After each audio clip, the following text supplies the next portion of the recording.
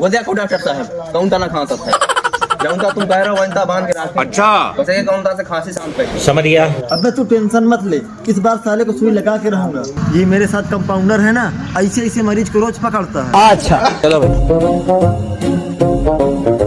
चलो भाई। ए कंपाउंडर पकड़ इसको।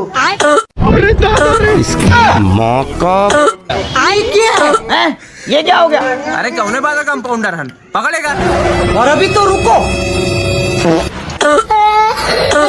साले तुम। डॉक्टर साहब। अबे कहाँ गया बे?